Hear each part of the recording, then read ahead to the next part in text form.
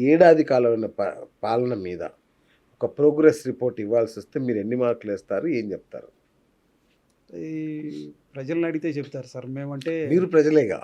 మేమంటే ఒక పార్టీలో ఉన్నాం కదా ఆ, సార్. ఆ, మేమంటే అసలు ఏమీ లేదని చెబుతాం. ఆ. ప్రజల్ని అడిగితే ఎంత చేస్తున్నారు, ఏం చేస్తున్నారు, జగన్మోహన్ రెడ్డి గారి పరిపాలన సంవత్సర పాలన ఏం జరిగింది, ఆ, రాజశేఖర రెడ్డి గారి పరిపాలన సంవత్సరం కాలంలో ఏం జరిగింది, ఉమ్, ఇప్పుడు చంద్రబాబు నాయుడు గారు కూటమి ప్రభుత్వంలో ఏం జరుగుతుంది ఓకే. అనే ప్రజల దగ్గరికి వెళ్తే గ్రౌండ్ రిపోర్ట్లో సంక్షేమ పథకాలు ఏ విధంగా అమలు చేశారు, ఏ విధంగా అమలు జరుగుతున్నాయి, నిత్యావసర ఈ మొన్న ఈ డీలర్స్కి సంబంధించి అవును, అవును. ఆ వ్యాన్లన్నీ తీసేశారు కదా. అవును, ఎందుకలా?